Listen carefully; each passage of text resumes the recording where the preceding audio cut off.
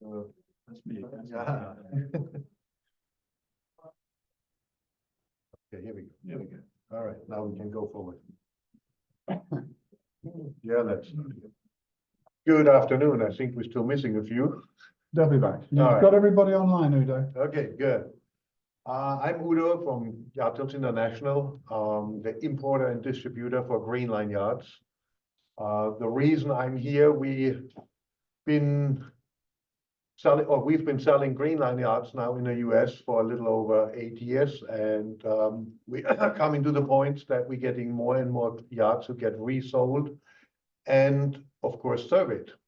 And I personally been involved in a few surveys where I figured out the surveyors who came to survey the boat had actually no idea what to look at in the hybrid system.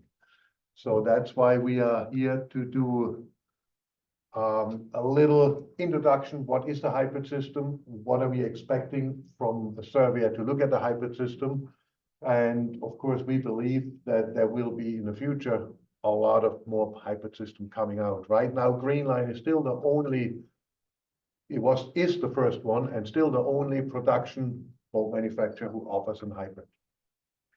So we will go through the hybrid system itself, the E-units, the cooling system, the clutch actuator, the hybrid data and all this, the hybrid control unit, the solar system, and the lithium polymer batteries, because after all that heated discussion about runaways on lithium ion batteries, then we're going to be, that's the reason why we're using the lithium polymer batteries. It's a little different composition, what prevents the cell runaway, what we've just been talking about the whole last hour.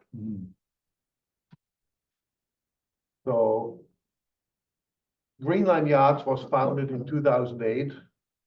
They're 100% produced in Slovenia. They're building their own batteries and they're building their own hybrid system in-house. Everything is built to CE standards. So not AYPC, but it's a European, so it's all completely built to CE standards. Greenland got over 1,000 boats on the water, and they range from 33 to 68 feet. And we keep introducing new boats basically every year. We expect way more hybrid systems in the future. And as you can see right now in the mega yacht industry, all the big boats over 50 meters basically come now with hybrid system. So we want to get into E-unit. The reason we call it E-unit, because in our inline system, our electric motor turns automatically into a generator. So it's one unit, you have a motor unit / generating unit. Then very important, the BMS, the battery management system. And that's why we have these fire problems with all these scooter batteries and toy batteries, because they don't really have a battery management system to keep the whole battery in check, so we don't have all these issues. And the HU, that's the hybrid control unit. All these diagrams, if you do a survey, all these diagrams I have here are in the manual. If you would go for a survey, make sure your owner has the manual for you so you can look in what do we got. In our system, what we have, what is from generation 1 to generation 5, they are all connected to a Volvo D3. Before that, it was a Volkswagen engine, but since 2012, 12 or 13, that's when the switch was done from Volkswagen to the Volvo Penta. So that's a standard Volvo Penta. We have our E-unit, that's generator and motor, and the regular gearbox, what comes from Volvo, but is usually a CF gearbox, so nothing out of the ordinary. We have our HCU, our clutch actuator, our control, the shifter lever, and our display, what we're going to show in the next thing.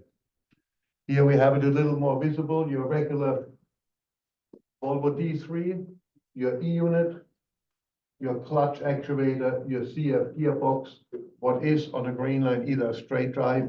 Some of the models have a V drive. What you see here is the V drive. and your HCU unit.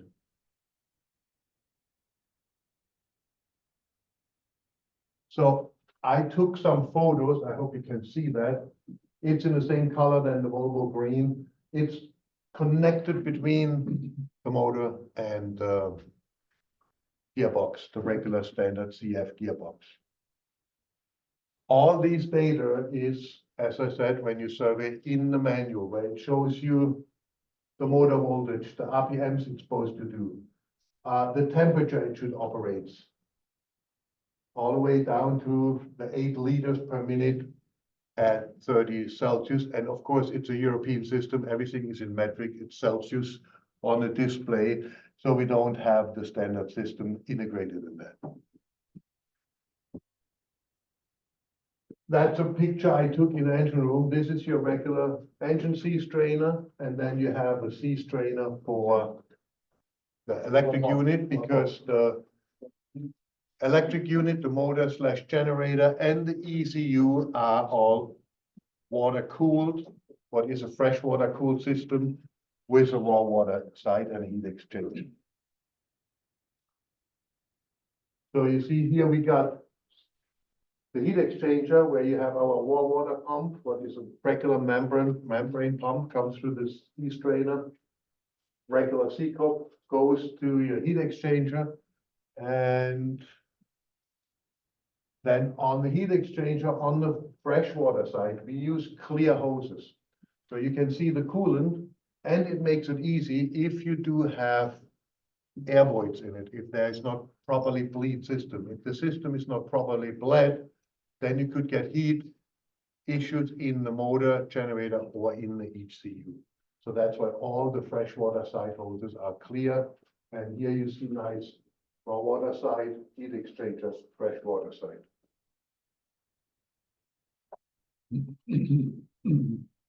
Here you see the freshwater pump, because of course, when you run on electric, you don't have the diesel circular pump. So we have a freshwater pump, a raw water pump, and our cooling system.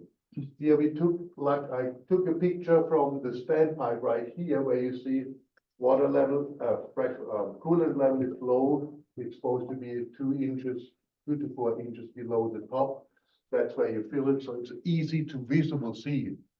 Do I have proper level of coolant or not? So it's kept all, so it's very easy to maintain.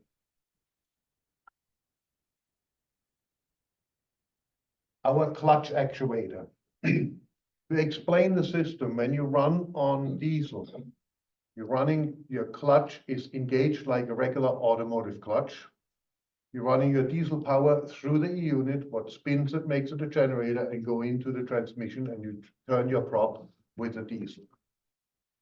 As soon as you switch over to electric, the actuator disengages the diesel, so you can spin your electric motor. That's how you get your electric motor free spinning.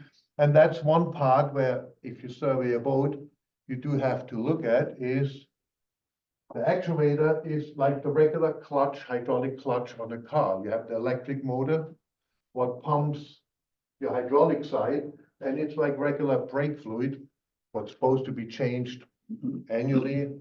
Some people don't, and that's when you get brake fluid have the tendency to absorb water, then you get bubbles, and then the clutch doesn't disengage properly. What would happen is when you run on electric and the clutch doesn't engage properly, you get a clutch smell because it's rubbing, and it would eventually start your motor. Because it would start, because you have your ignition on the diesel. As soon as you start turning them, it will start them at a certain point. And that's really easy to see then, because in your Volvo gauge, it gives you crankshaft failure, because the motor is not officially running and now it's turning, then you get a crankshaft failure. That's how you know your clutch is slipping. You smell it and you see it on the Volvo gauge. So if you have any questions, and I'm rushing here too fast, and you have any question to what I'm saying, please go ahead and shoot, because for me, I've done that multiple times. For me, it's pretty self-explaining. Here is your gauge for your electric unit. When you are on diesel, that's how you always should keep the system when it's in rest, because when you turn your ignition on, then it stays engaged and the clutch is not, it's not activated. And then it will show you motor, oh, sorry, generator. So generator means you are in diesel mode, your E-unit is in generating mode, and it will give you the amps, the RPMs, and the temperature, what you produce on electricity. As soon as you switch over, it switches to motor, and then you see already 1.1 amps. That's the energy you need to keep the clutch engaged, to keep the system running. Now you're running on electric. So everything is pretty self-explaining and relatively simple, so it keeps it easy for people to operate. When you're in motor mode, there's the amperage you're pulling, there's the temperature you're running at, and then you see your RPMs, what your motor is producing. Electric motor, not diesel, that's the motor mode. And it gives you here, as I said, this is a photo out of the manual as well. You can see what it's a max it should do, what is available on speed. So when you're testing the system, so that's how you can test your motor. 1600 RPMs would be max on electric. On the average Greenline, depends on size and which model. That means you're doing between 6 and 7 knots. That's your top speed on electric when you're running on electric mode.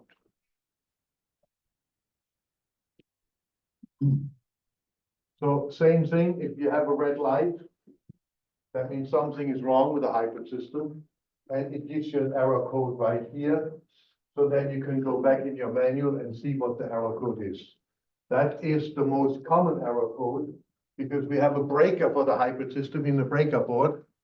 And quite often we get the call, the hybrid ain't working.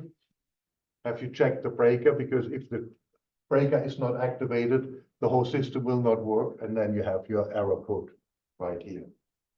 So when you do check this whole board, it's always important to know that. And that's what we experience. People come and do a full survey on a D3 diesel, but never even look at the hybrid system and don't even mention it. And so that's why I would like to provide this service, so we can do a better job in surveying these boats who are now out there, because we have over 100 in the US right now, and they start turning over and over. Yes, sir. Your most common issue that you're having is the trip of the breaker. What's actually causing the trip? What's the overload? What's the cause? The breaker usually doesn't trip if people shut it off. Okay. And then forget to shut them off. Okay. Because we have a certain thing when we deliver the boat to tell them, if you have your boat, shut off what you don't need, because you don't want to have stuff hovering for no reason and consuming energy, because the whole Greenline idea is being as efficient as possible. Hybrid control unit, it controls the whole system. It is water cooled, and if it would overheat, then you will get an error code as well in your display. And as I said, all these codes are in the manual.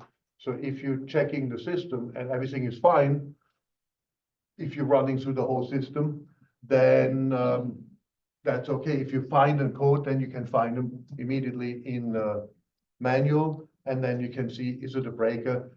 Is it a clogged sea strainer sometimes that we're going to get our overheating issues? So I've got a question online for you, Udo. Yeah. Is there a secondary backup cooling pump that can be in standby mode, only needing the opening of a ball valve for the hybrid E-unit cooling if the primary pump fails? Actually, we do not have that scenario, because these electric pumps so far, we have hardly any failure. It's not a motor driven, it's a regular membrane pump. They usually don't fail very often. The overheating is mostly related to clogged up sea strainers, specifically in Florida and the Keys, where we have seaweeds really bad. But that is the beauty. If one system gets too hot, you can switch over to diesel and keep going to your destination. You don't have to open the sea strainer in the middle of the ocean when it gets a little rough. That's one of the beauties with the hybrid. You always have a backup. So back to the ECU, and that's the same thing. It gives you your operating temperature, it gives you the voltage, and all this is self-explaining then when you read the gauge and check the whole system. I made that little diagram, and that's because we had a lot of issues what people don't understand with what is doing what. Let's start right here. We have a regular shore power cord with the standard 12-volt battery charger. Like every boat, with everything is working on house battery. We used to have lead acid, then we went to AGMs. Now in the near future, we probably go to lithium ion. That's why we talk to the Seafire guys. If we start putting lithium ion batteries in, then we're going to be prepared for this. But right now, what's out there is either lead acid or AGM in the house battery. The Victron charger we're using, they have settings for lead acids and for AGMs, and we had that happen, that people changed batteries, and then we had issues because they were still on lead acid and they changed to lithium, never changed the charger, because Victron says we can do both. It needs to be changed over. So now the big difference is we have our inverter, that's the Victron Quattro / battery charger, and that's where we sometimes have a little confusion, because we have lithium polymer batteries, not lithium iron. That's where we don't have this runaway, where we have self-contained polymer to keep the battery from doing this. So we have a constant charge from the solar strictly to the lithium. So the lithium powers your electric motor, and the electric motor, when spun, charges your lithium. As soon as you plug into shore power, your Quattro powers the lithium. So the confusion sometimes is with the house battery, because the house battery 12 is AGM or lead acid, what gets charged from the 12 volt. So, but all this system needs 12 volt to operate properly. The inverter needs 12 volt, and the electric motor controls needs 12 volt. So what happened if your 12 volt house battery goes down, you're losing first your electric motor, and or vice versa, mostly first your 110 on the boat, so the AC goes, and then the electric drive goes, because the electric drive needs 12 volt for all the control units. And that sometimes happens, and we had that experience with customers. Have you turned off your battery charger? When you run on electric and the alternator is not charging your battery, you eventually run out, because all your house and the controls from the electric go through the 12 volt. So if that happens, and that happened to me on a survey, that actually I was running the boat, the surveyor was checking everything and turned the battery charger off, and I lost eventually power because the 12 volt battery didn't get charged. So on the Greenline, you have always a backup for the backup. We have the starter batteries, then you start your diesel, your alternator from the diesel gets back to produce 12 volt.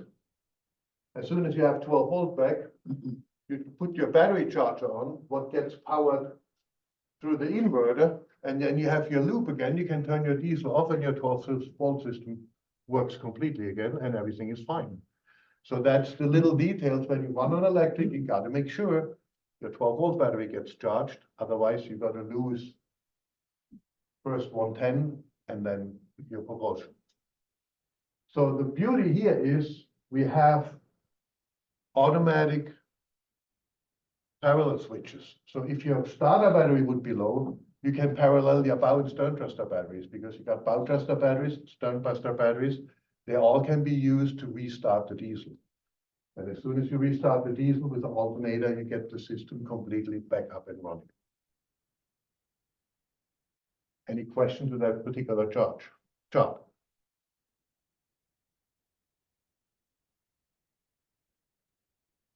Then, of course, our solar roofs, where we have between 6 and 15 solar panels with up to 330 watt each. So we're producing a lot of power. So most of our boats, like the 40 at the Miami Boat Show, we had it running on the air condition. The doors was open through the whole show. We never plugged the boat in once. So even air conditioner running and a boat show open. And of course, all our electrical and electronic components is Victron, so everyone worldwide well known and accessible for parts all over the US as well. LiPo, the LiPo because it's lithium polymer batteries. This picture shows 2 out of 3 because it depends on the model. We have between 1, 2, 3 standards, and whatever standard is can be upgraded to the stock. So this boat could be upgraded up to 6 batteries. The water.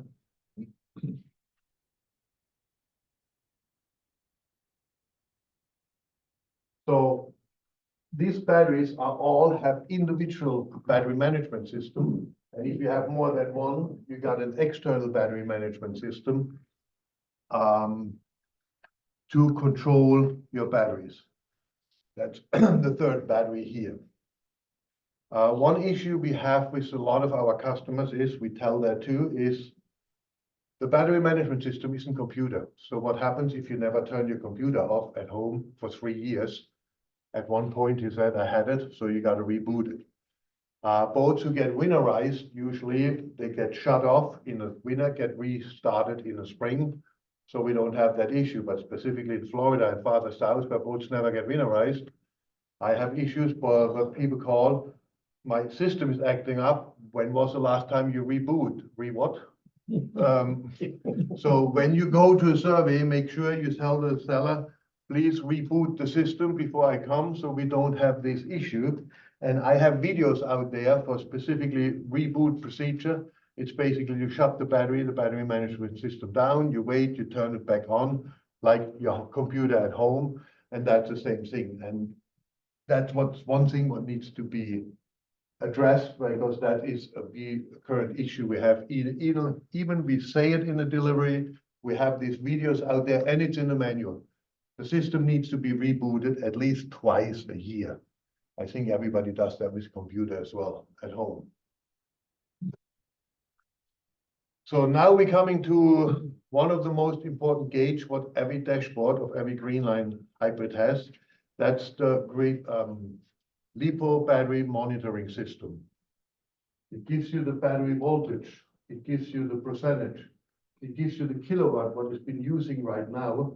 It gives you the individual voltage from the individual cells, max and minimum, time to empty, and the temperature of the battery. So if you survey, you have that little wrench here. If you survey the boat, you can go in each battery and read out each cell from each battery. So you don't need any tools or anything. So you can do that right on the monitor gauge. So that's how you can see that's a 3-boat system. And let's just see, I took the same battery photo twice. So every battery has its own page. So each individual cell is readable, and you can say, hey, these cells are fine. They have no differential.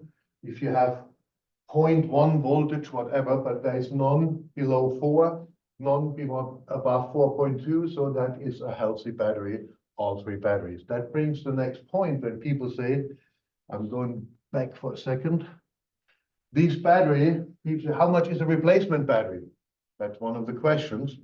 One of these batteries is about $19,000.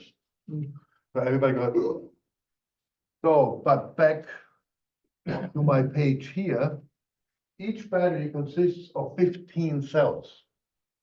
In the 8 years, 9 years I'm involved, we had to replace 2 cells. Each individual cell at that time was $500. So now that makes that battery not that expensive anymore. So in the 15 years of existence of Greenline, we never had to replace a whole battery. And it's like people, when you have a car and your engine has a bad distributor, you're not throwing the whole engine away. You put a new distributor on. And that's where people sometimes in electric, 3 batteries, that's $60,000. But replacing 2 cells, that's $1,000 plus labor, maybe $1,500. That's a completely different story. And compared to a non-hybrid boat, don't forget, we replaced the need for an external generator. And I've been in a lot of surveys in my life. By the time you hope the generator makes it to survey to get through, because these are always the things who act up. And if you see the lifespan of a battery, we say it's going to do 10 years, that's 2,000 plus cycles. And we have batteries out with 15 years who have not been replaced. 10 years of operation, that's 98,000 running hours. I want to see that generator who does that without hiccups. So, and that was one of the things I was saying often when I was confronted with survey. I said, oh God, the batteries, what's wrong? It's $60,000 in batteries. But that is one of the points. Why would you throw the housing, the relays, the management system away if there's one or two bad cells in there? What any electrician can replace. We seal the batteries, there's a seal on it so that the end consumer is not going to go in there, because we don't want to have that scenario. Somebody sticks a screwdriver in there. That could get ugly, but otherwise we never have a problem. And the same thing in your system when you do your survey. So that's your battery temperature. Right now you don't even have to go in there, but now I forgot the next page. You can go in there and read out every temperature from every individual cell. If there is no temperature difference, your batteries are healthy. So Ronald's popped a question up. How long do you warranty the batteries, and do you warranty by the individual cells? We warranty the batteries for 2 years. Yeah. And that's for the whole battery. And that's basically the whole stem to stern warranty we have from Greenline on everything. Okay, thank you. And quite honestly, every time I was involved that there was a bad cell, because people ran the battery down to bare nothing till there's a safety relay in every battery, and that opens up and then the battery is dead. And you need to go in there, and the reason why we do that, so we know he ran the battery down, because otherwise I never done that.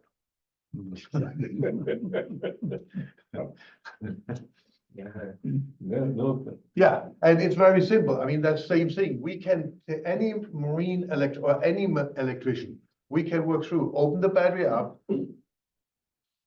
get the relay reactivated, recharge the battery. And then we can read out if there's individual differences in the voltage. And that's when it gets a little difficult, when we have to charge individual cells to even them out. But usually the battery management system does that perfectly himself, except if you got to keep running your battery down to 0 and the relay shuts off. And that's when we had this issue that cells got a little damage.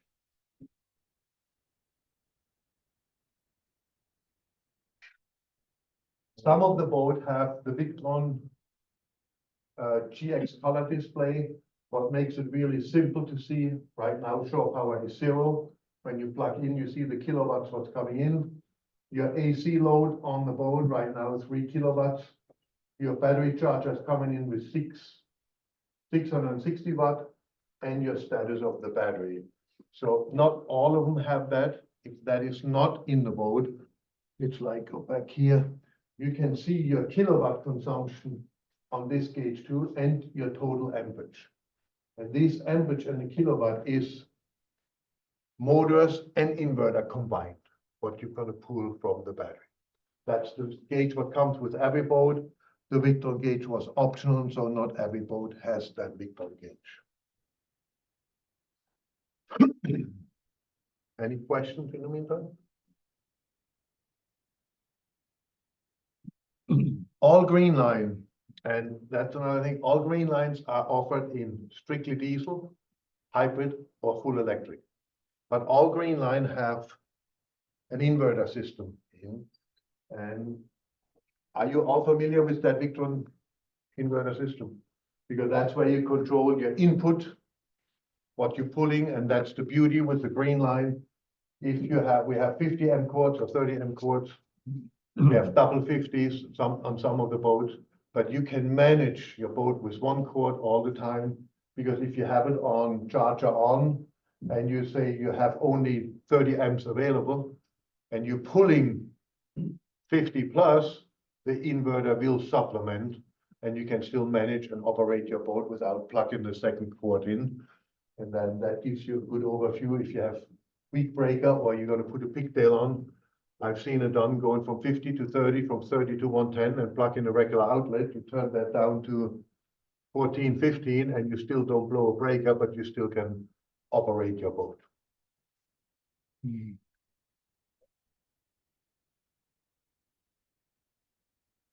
So, God, that was faster than I thought. So we put a few videos out specifically for the what we call the delivery videos.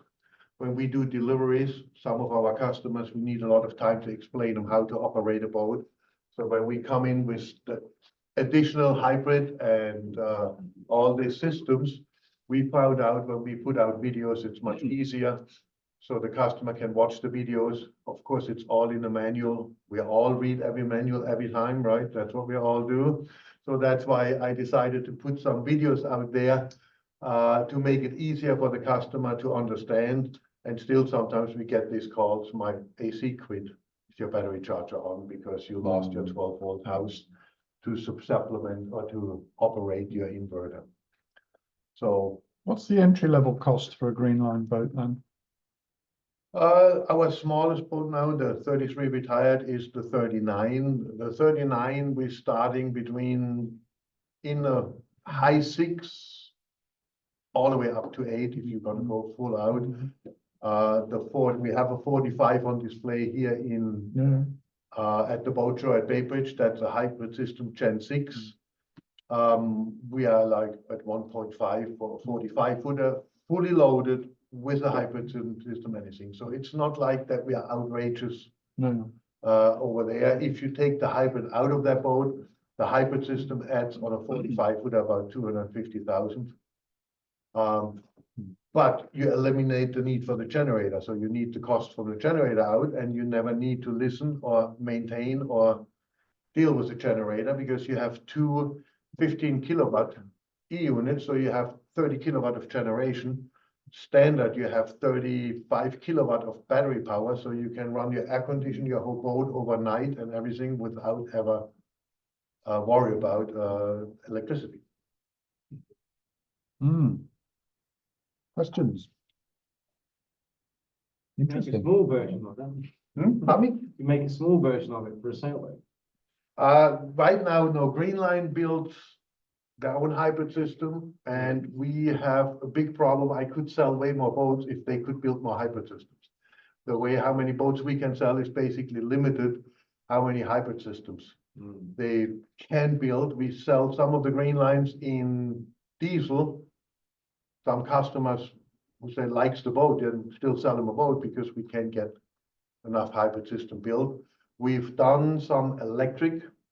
And one of the gentlemen here, we did a survey together. That's how this all came together. And the electric we used to do was with Torqeedo. We decided to get away from Torqeedo. And right now we're developing our own system. And one of the reasons for this is our system is working on 60 volts. All the other systems are high voltage. And two reasons why we're fighting so hard, and that took us so long to get the new system done, that we are dealing with a lot higher amperage. But as soon as you go in 380 and 400 volts, now you have to have sealed systems because it gets dangerous.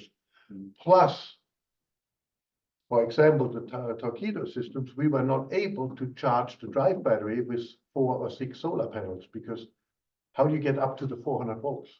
So now with our system, we stay on 60 volts.